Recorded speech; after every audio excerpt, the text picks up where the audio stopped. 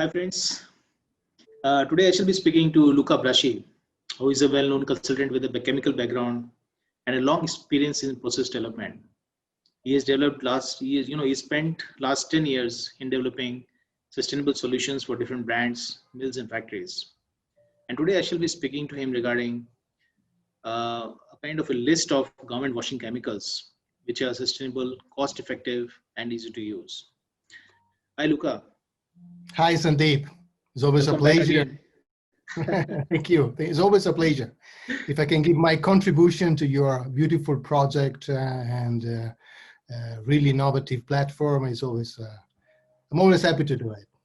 So nice of you, and even your last talk was so well received, and I Good. think people learned a lot from that. And I hope that this talk, which is because we are having this entire show based on the concept of sustainability, and washing is such an important part of sustainability. So I Yeah. thought that you are one of such a great huge experience in washing and chemicals. So I thought you are the best person I should speak to for this purpose. Thank you for that. Thank you. I appreciate it. So Luca, do you think when we speak about washing and chemicals, do you think it is possible to create a list of let's say a personal list of favorite chemicals which you feel that these are some of the best chemicals which should be used, keeping all these parameters in mind? Yes. Let's say it could be nice to share what let's call it a list of category of chemicals that by my personal experience along all these years, I think they are the best solution at the moment for uh, productions, laundry, could be designer or brands, because I know there are so many chemicals now in the markets, and sometimes it looks like difficult to find which one could be the best, or let's say the one that's more fitting the request. So what I'm going to do is just a list of let's say it should be about 8 or 9 category of chemicals. I'm not mentioning the commercial name, but just the category of chemicals. Then, of course, I'm happy to have a virtual booth here. So whenever somebody needs more information, go in details, names or where to find these chemicals, tips, I'm happy to share with them privately in my booth. So first of all, I would say what I consider as a sustainable chemical. First of all, a chemical sustainable should have properties that brings less consumption of natural resources, and at the same time, less emission of CO2. This is very important. Besides that, I consider also the cost effectiveness, the production friendly. They have to be production friendly and consistent in production in terms of results. Yeah, And yeah, of course, and easy to use. Because when we talk about sustainability also, I believe the operators during production, we have to make their life easier, not complicate their life and their way to work. Of course, all those chemicals have to be approved or compliant with the certification organization, I would say ZDHC, so zero discharge of hazardous chemicals, for instance, so complying with their MRSL, so not including in their formulation some dangerous hazardous components. That is something basic. It's okay also to be blue sign, all this kind of thing, but of course it's very important because somebody has to certify that these chemicals are not hazardous. Okay, so this is just to give a small introduction and why and how. no, of course, that's very important, because So it's how I select, so how I made these selections of categories. But let's start with the first one. Let's say the first one, I would start with something that it's that we start using since the beginning of the washing process, that are enzymes. So the enzymes, what I suggest is using a compounds of enzymes. Why? Because compounds means there are different kind of enzyme in the same formulations, and each enzyme has some activity. For instance, there are some enzyme, I will not go too much technical, but there are enzymes that do desizing, other that they do the enzyme with a stone wash look, others they do clean up or just washing down the garment to a lighter shade. And all those enzymes together, because are available in the market right now and since already a long time, and they helps to make everything in the same bath. That means that with this single bath, then probably another bath for rinsing, you are able to complete, let's say, 2 or 3 processes in one. You know that in a conventional way, those kind of processes needs at least 7, 8 baths of water. So it's a huge amount of water. Also because if you consider about desizing, is the process where the garment is bleeding more indigo, and all the substance could be also resins, glues, whatever are on the sizing of the garment. So the water get very polluted in that step with all these indigo in suspensions, and can be redeposited on the garment. So that process needs at least 2 or 3 rinses. So only that one. And then you do all the other things. With this compound of enzyme, and there is also inside some dispersing agent, you're able to do everything in the same bath. And all of them, they work at room temperature or very low temperature. So there is less emission of CO2. So this is, in my opinion, is one of the basics to start the washing process in a sustainable way. What do you call this? I mean, as a category, what do you call this?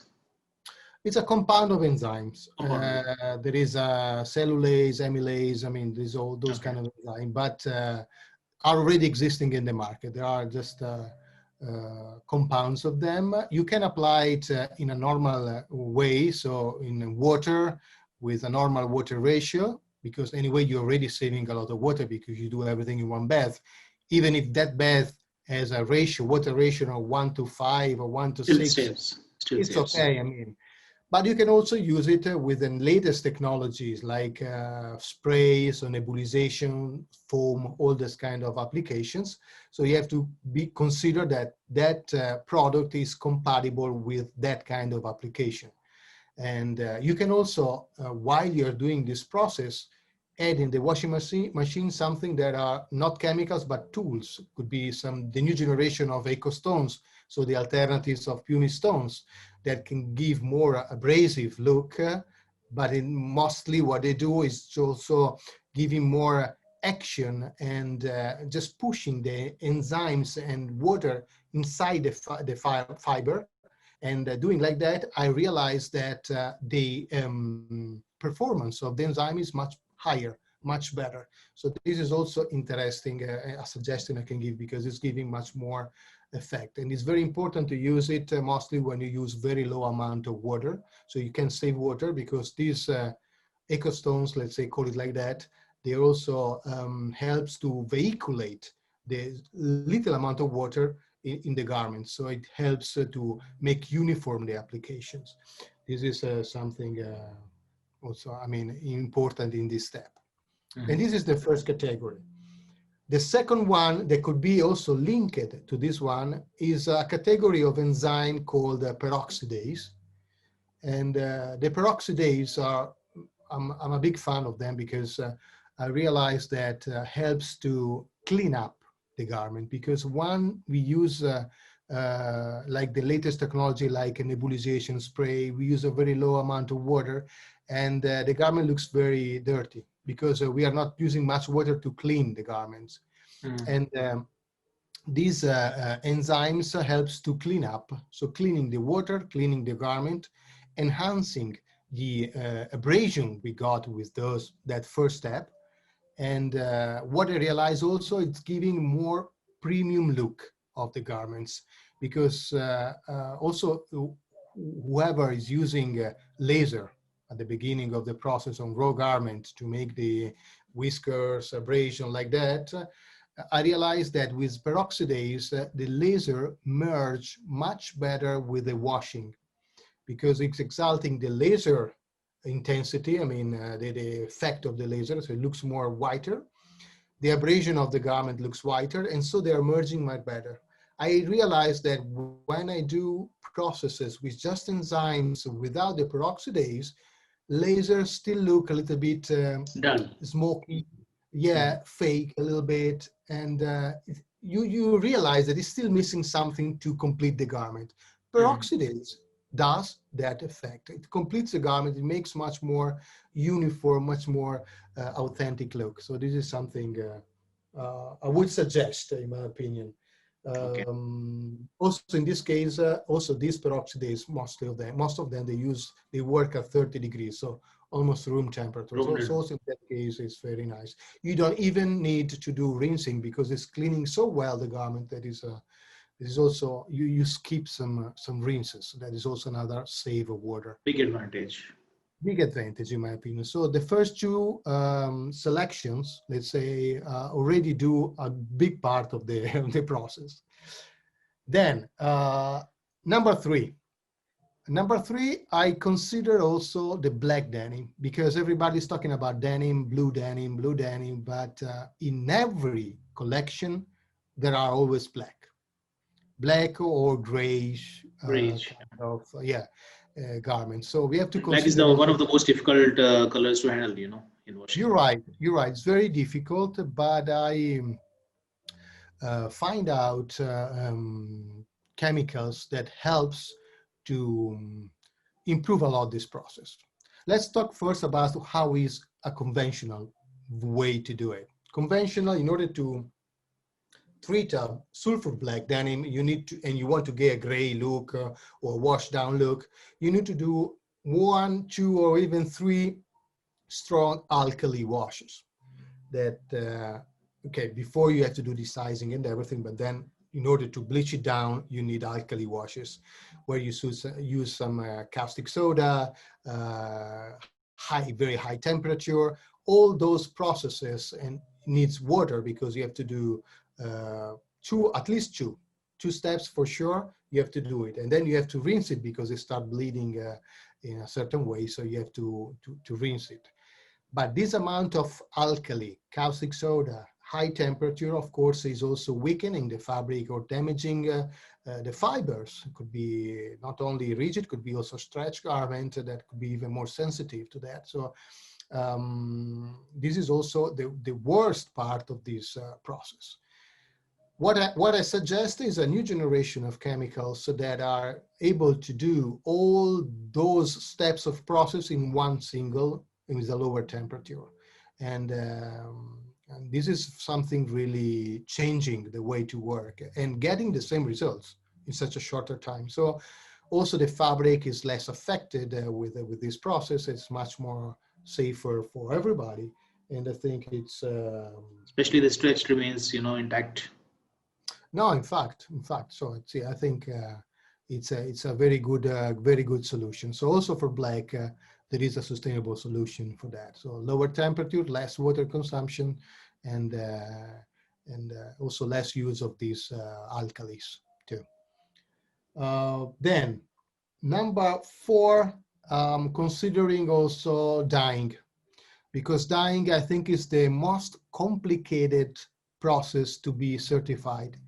Because most of the dark dye, reactive dyeing, they have inside some heavy metals or some amines, dye, sorry, I mean all these components that are difficult to certify by those organization. And so I would consider 2 kind of dyeing, so 2 categories and 2 categories. One is the natural dyeing.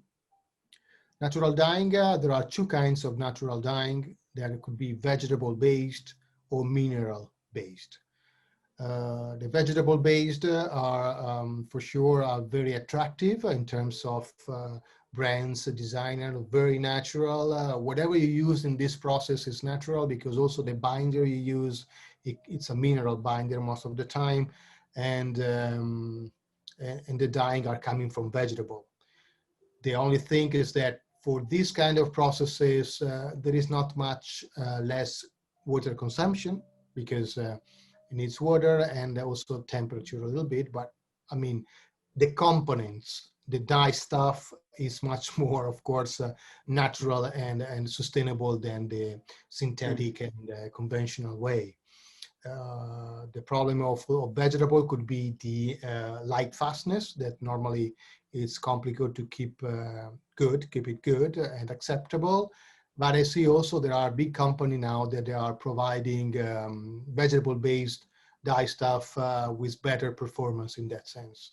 And what about intensity of color also probably is a concern in which. Exactly. That is something that is common with both of these two categories. I was going to say later, but yes, also colors. It's difficult to get very dark colors. So it's impossible to get a deep, full black, that's for sure. It's almost impossible. You can get it dark brown, you can get dark purple, but full black is complicated. And then, of course, black is also very sensitive to light fastness, so it's complicated. The other category is the mineral dyeing. Also in that sense, I see that there are very good alternative that I see already in productions, so means consistent. The look of this mineral dye looks more like a pigment dye. So also in this, I mean, they are color very medium-like shade color, not much dark. But what I found is that the binder is coming from food industry waste. So it's a sort of upcycling or recycling project. So it's very interesting, because it comes, I think, from grapes, or maybe from grapes, the green part of the grapes, I think. And The color and the different colors, no, the binder. So the binder is very natural. Then colors are coming from volcanic stones, and normally are I mean, who is supplying this kind of dyeing? It brings these minerals from area that is not used area. So I mean, area that you cannot do anything. You cannot do agriculture. You cannot do anything. So you're not stealing something important or precious from the nature, but it's something that is unused. So it's still sustainable in that sense. In a mineral dyeing, it's very important that the supplier should declare and certify that they remove heavy metals, because even in volcanic stones, there can be some heavy metals. They're natural. I mean, they're not something, but they are natural, but there are. So the supplier has to be, you have to get a certification that they remove all these heavy metals. Apart from that, I mean, this kind of dyeing is very interesting too. It's much more sustainable probably than the vegetable ones in terms of water consumption and also CO2 emission. Then, in case these two dyings are still complicated, or maybe can be done only for some capsule or some small production. Just a second, because I have a lot of light in my face. I will, because the sun is going down in my face. And yeah, I was saying that, yeah, this, I mean, I see the mineral dyeing are already in production. I see there are production in Pakistan already with that. So, I mean, it's, they are reliable in terms of dyeing, and they're consistent in production. But I know there are brands that still want reactive dyeing look. I mean, something very deep colors, very brilliant, something like that. So in this case, still using reactive dyeing, there are some chemical companies providing a selection of reactive dyeing using a sort of it's not a binder, but it's something you apply before the dyeing in order to help colors to uniform much better on the garments, mostly when you're using nebulization application of very low amount of water. So we can save and be sustainable, reducing the use of water and reducing the temperature, still using the conventional reactive or a selection of them, but at least saving water and energy using this kind of new chemistry and process. So this is another things about dyeing. And then another category of chemicals are the antibacterial, because I believe they are important because let's say different studies said that the finishing itself is impacting the environment just for the 1%, considering the whole life of a jeans or anyway a garments. We have to consider the whole life, because sometimes we focus on the finishing, but we have also to consider the full life of garments.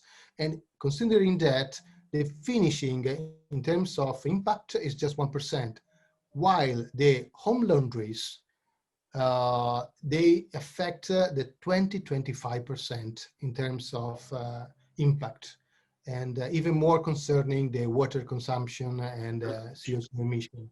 So it's also important to consider that. This kind of chemical normally has been applied at the end of the process, almost at the end. And of course, antibacterial helps to not generate in the garments all the bacteria that makes that the smell, the bad smell of a garment when you don't wash it for a very long time. And this chemical can be combined also with water repellent, sustainable water repellent in the same application. And also, so when you get some stains, some drops of coffee, let's say, or something like that, it goes away, doesn't stain the garments. So the combination of these two limitate a lot the home laundries that you do at home. And this is also, I think, is very important to consider. But and this is kind of of course, a premium, sorry to interrupt. no, tell me. But this is kind of a premium wash, probably, when considering that every producer or every brand may not be wanting to, invest additional cost in this kind of wash unless they are selling a premium product. Yeah, also the brands should also educate their consumers with some marketing information. Maybe you have to put the labels on the garments. So yeah, it's worth if beside that there is a good communication of the brand. That's for sure. Otherwise, of course, you spend money for this chemical for nothing. So it has to be a project with the brands to make it work. Absolutely. So this is interesting. And then I would say another category is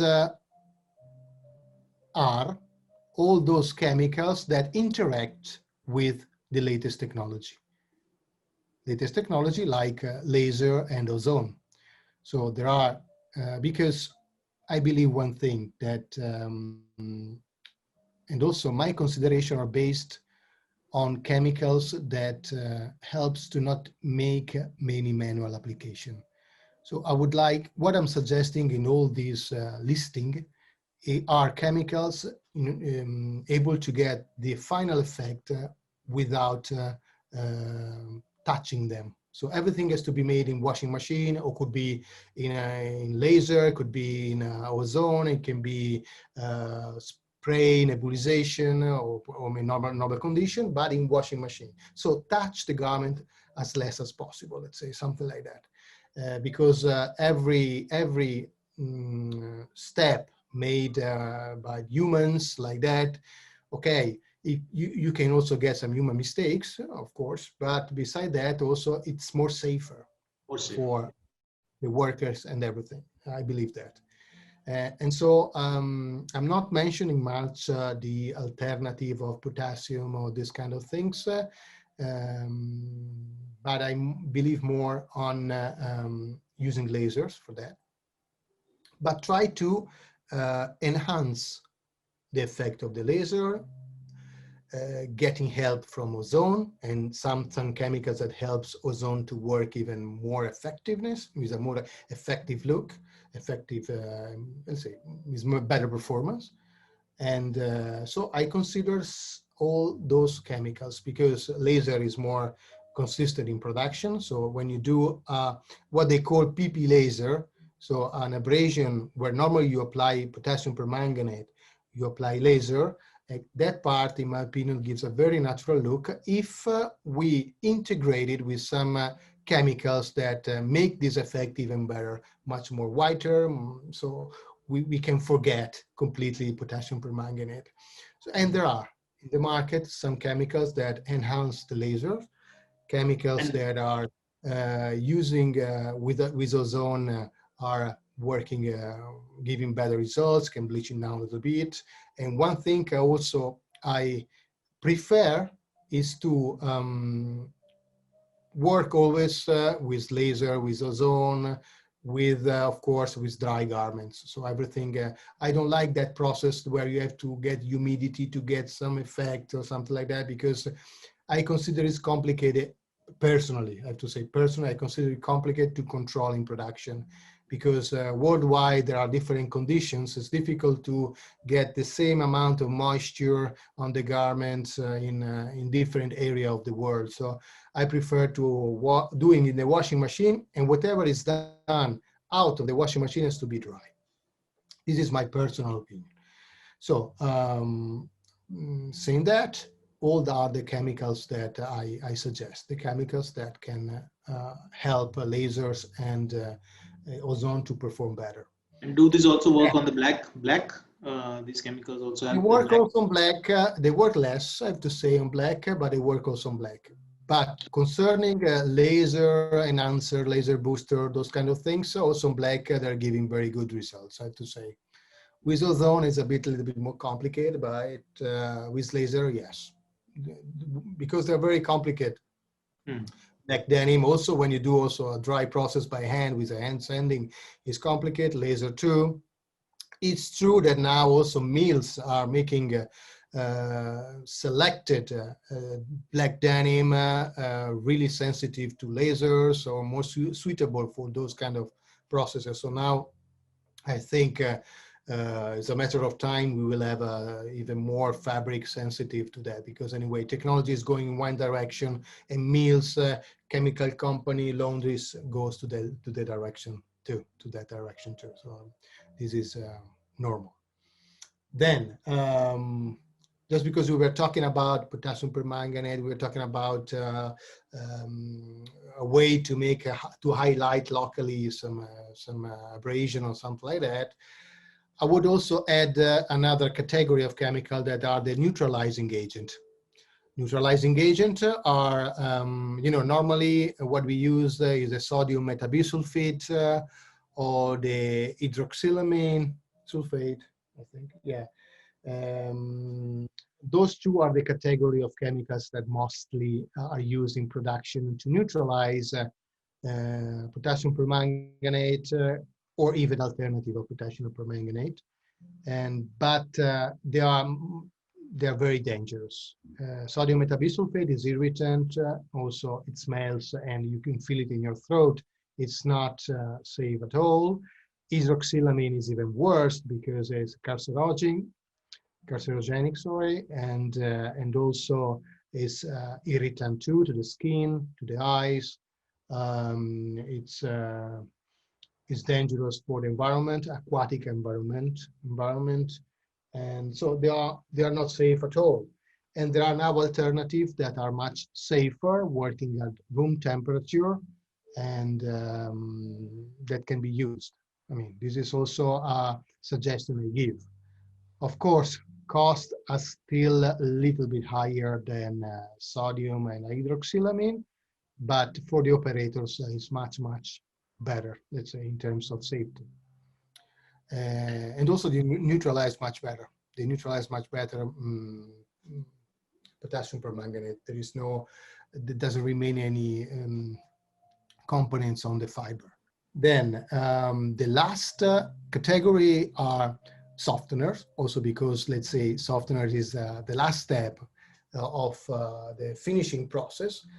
And I would suggest all those kind of softeners that are natural based, because there are now some natural based. There are, let's say, softener coming from microalgae, so from vegetables.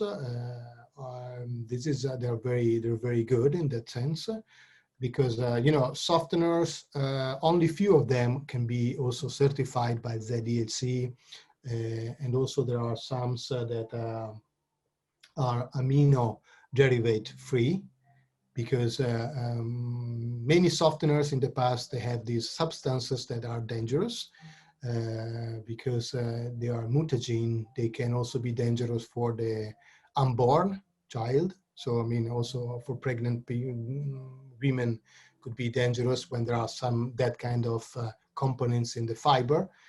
So I always prefer to suggest certified softeners, so they don't have these substances, these amino derivate, and also that those ones that are based on natural elements like algae or like vegetables, because there are many right now in the market. Hmm. So this is all. So, I okay. think No, I think that's we talked already a lot. yeah, absolutely. One thing I wanted to ask, some people say that the right selection of chemicals for washing, you can save at least 50% of the natural resources, a big part of cost and time. So, I believe that you also believe in that, and it's true. Yes, yes, I believe so. Also because when we use them in a proper way, we reduce a lot of time, and we, as I told you in the beginning, we gather many processes in a single one. So I mean, that is already a saving of time and resources at the end. And also when you have compounds, you have many chemicals in one, while otherwise you have to be one chemical for that process, the other chemical for another one, for another one. So at the end, you just use one single chemical. You save space in your stock area. I mean, so this is also a saving at the end. Yeah, that's great. I think you listed out, the most important part of the washing process where chemicals are involved, and how they can, be used better, and what kind of category of chemicals can be used in different ways. And I think it should be a very good learning for all the people who are watching, whether it's brands, whether it is washing people, whether it's government factories, and even the mills also. So I really thank you, Luca, for such a wonderful talk. I think you shared years of experience with us in this talk. Yeah, let's say, man, then I told you, if somebody is interested to go a little bit deeper on that, let's have a chat in my booth privately, and then I can give you more information about that. But I think it's good to share our experience also, because we have to all move in the same direction at the end. I mean, this period of time also, I think, accelerate this process, and we have all the responsibility to go in this direction, and in a fast way, because we don't have alternative, I think. So anybody wanting to meet Luca must go to the Blue Alchemy booth, and he'll explain you much better, when you talk to him personally. Good. Thank you so much, Thank you. Luca. Thank you so much for Thank joining you. us. It was a great pleasure. Thank you.